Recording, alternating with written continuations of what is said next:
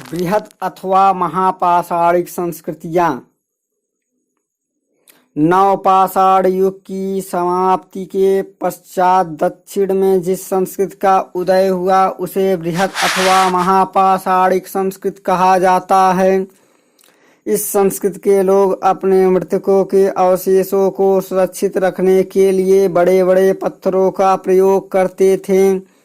बृहत पाषाण को अंग्रेजी में मेगालिथ कहा जाता है। इस यूनानी भाषा के दो शब्द मेगास तथा लिथस से मिलकर बना है। मेगास का बृहद या बड़ा तथा लिथास का अर्थ पत्थर होता है। इस प्रकार हिंदी में इसे बृहत पाषाण अथवा महापाषाण काल कहा जाता है।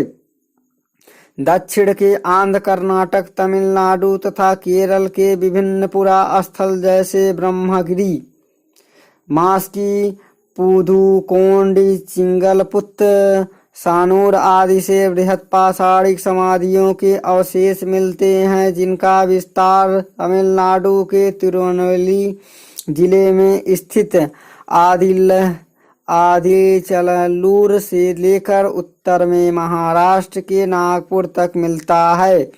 महाराष्ट्र में पाए जाने वाले महापाषाण अधिक प्राचीन लगते हैं। कर्नाटक, आंध्र की ग्रेनाइट चट्टानें वाले प्रदेश में पाए जाने वाले बृहत पाषाणिक लौह युगीन है। यद्यपि इस संस्कृति के लोग प्रायद्वीप के समूचे ऊंचे क्षेत्रों में पाए जाते हैं तथा पूर्वी आंध्र प्रदेश तथा तमिलनाडु में इनका जमाव अधिक दिखाई देता है।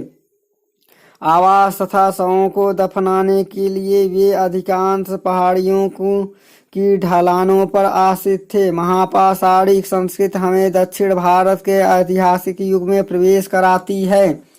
समाधियों के प्रकार, आकार, प्रकार तथा बनावट में भिन्नता के आधार पर विद्वानों ने महासमाधियों के 40 विभिन्न वर्गों में विभाजित किया है।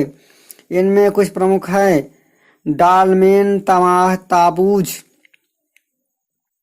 यानी डालमेनोइड शीस्ट। डालमेट का अर्थ होता है पत्थर की मेज, स्टोन टेबल। इसे समतल जमीन पर सीधी अनगढ़े शिला फलकों की सहायता से तैयार किया जाता था। एक या अधिक सीधी शिला फलकों, जिन्हें आर्थोस्टेट कहा जाता था, की सहायता से आयताकार कक्ष का निर्माण होता था, जो पूर्व पश्चिम की ओर लंबाई में रखे जाते थे। समाधि की फर्श पर पत्थर की एक बड़ी पटिया बिछा दी जाती थी तथा ऊपर से एक या दो पटियों से ढका जाता था। समाधि को कक्षों में विभाजित करने के लिए कभी कभी अन्य पटियों का उपयोग किया जाता था। शिला फलकों से निर्मित इस प्रकार के कक्षों का अधिकांश भाग जमीन में गड़ा होता था तथा केवल कुछ भाग ही ऊपर होता था। डालमेट जमीन के ऊपर रहता था जबकि ताबूज नीचे बनता था। समाधि की पूर्वी पटिया में एक प्रकार का छिद्र होता था जिससे सामग्री डाली जाती रही होगी।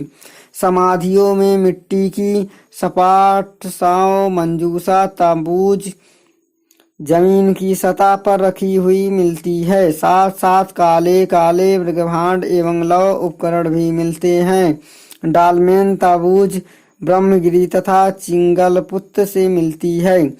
स्तूपकार ढेर या वृत्त संगोरा, इसे तमिल भाषा में नीडाइकल तेंडु कहा जाता है। इस प्रकार की समाधियों में निर्माण के लिए पहले जमीन में एक गड्ढा खोदा जाता था। उसकी फर्श पर अस्थि अवशेष, उपकरण एवं मृगभांड आदि रखकर उसे भर दिया जाता था। समाधि जैसे हो जाता था। कुछ समाधियां में मिट्टी की सपाट साँव मंजूषा भी मिलती है। इस प्रकार से स्मारक तमिलनाडु के चिंगलपुत्र जिले में मिलती है। छाता प्रस्तर तथा शीर्ष प्रस्तर अम्ब्रेला स्टोन या हुड स्टोन। इस प्रकार की महापाषाणिक समाधियों के शीर्ष भाग खुले हुए छाते तथा सर्प के फन की भांति दिखाई देती है। दक्षिण के लोग इन्हें क्रमशः टोपी कल्लू तथा कुदा कल्लू कहते हैं। केरल राज्य के कोचीन क्षेत्र से शीर्ष प्रस्तर स्मारक पाए गए हैं। इस क्षेत्र के एक अन्य स्मारक को नाडूल अथवा मेन्हीर कहा जाता है। ये ग्रेनाइट पत्थर के हैं जिन्हें एक ही पत्थर से एकात्मक तैयार किया गया है। इसकी लंबाई 1.5 से 2.5 मीटर तक है, जिन्हें समाधियों के समीप उत्तर दक्षिण दिशा में लंबवत गाड़ा गया है।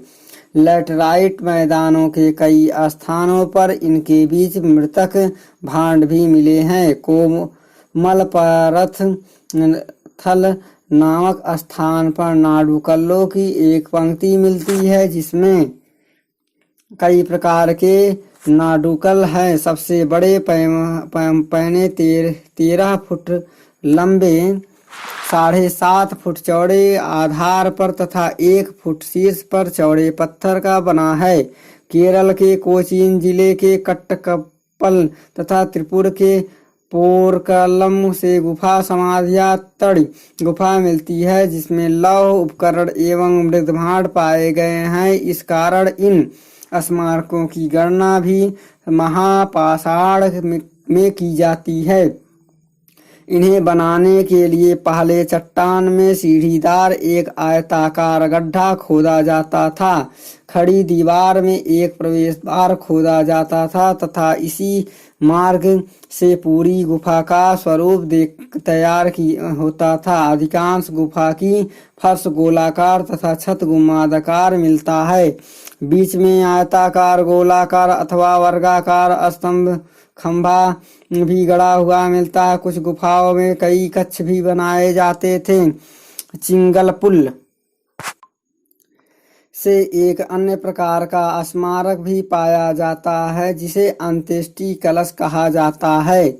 भूमि के ऊपर मिट्टी के टीले के नीचे लंबा अंडाकार मृतक भांड अथवा पक्की मिट्टी का सफेद ताबूत गड़ा हुआ मिलता है। कहीं कहीं पर इसमें लौह उपकरण एवं मिट्टी के बर्तन भी पाए जाते हैं। इस प्रकार दक्षिण भारत के विभिन्न पुरास्थलों से भिन्न भिन्न आकार प्रकार के बृहद पाषाणिक स्मारक प्राप्त होते हैं। इन स्मारकों के निर्माताओं के विषय में कुछ भी निश्चित रूप से ज्ञात नहीं है।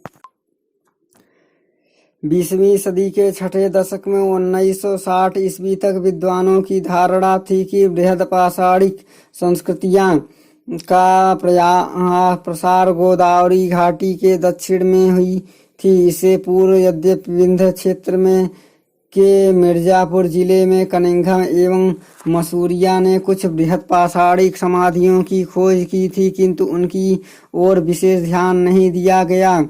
1962-63 में इलाहाबाद विश्वविद्यालय के प्राचीन भारतीय इतिहास विभाग के तत्कालीन अध्यक्ष GR शर्मा के नेतृत्व में विंध्य क्षेत्र के पहाड़ी इलाकों में प्रारंभ किए गए व्यापक अनुसंधान के परिणाम स्वरूप वाराणसी, मिर्जापुर, इलाहाबाद तथा बादा जिलों के विभिन्न क्षेत्रों में इन समाधियों की खोज निकाला गया। वाराणसी मंडल के चकिया में स्थित चंद्रप्रभा नदी घाटी के हथिनिया पहाड़ी क्षेत्र में सगोरा प्रकार की समाधियां प्राप्त हुई है। इनका प्रसार मिर्जापुर, सोनभद्र, इलाहाबाद, चित्रकूट, बादा आदि में मिलता है। काकोरिया, कोटिया, कोल्हीडीहवा, खजुरी, माघा आदि प्रमुख पुरास्थल है जहां खुदाई करके इन समाधियों को प्रकाशित किया गया है। काकोरिया पुरास्थल चंदौली पहले वाराणसी के चकिया तहसील में स्थित है। यहाँ 1962 में 1964 तक इलाहाबाद विश्वविद्यालय के प्राचीन इतिहास विभाग के तत्वाधान में खुदाई कराई गई। यहाँ से गोरा प्रकार की 8 तथा शिष्ट प्रकार की 3 समाधियां मिलती हैं। एक शिष्ट समाधि सगोरा समाधि के अंदर बनाई गई। सगोरा समाधियों की खुदाई में मानव अस्थियों के साथ साथ काले, लाल मृगखंड, लघु पाषाणोकरण, पशुओं की हड्डी आदि मिलती हैं। ऐसा प्रतीत होता है कि शवों को अन्यत्र विसर्जित करने के बाद अवशिष्ट अस्थियों को ही यहाँ दफनाया जाता था। इसी कारण इन समाधियों से प्राप्त कंकाल सुरक्षित दशा में नहीं मिलते। शिष्ट समाधियों का निर्माण लघु पाषाण खंडों से किया गया है। यहाँ दक्षिण की समाधियों की भांति 4 शिलाओं को चारों ओर नहीं खड़ा किया जाता था। ताबूत का कुछ भाग जमीन के ऊपर निकला हुआ रहता था। ककोरियों की समाधियों से लौह उपकरण नहीं मिलते। इस आधार पर विद्वान इन्हें ताम्र पाषाण काल से संबंधित कहते हैं।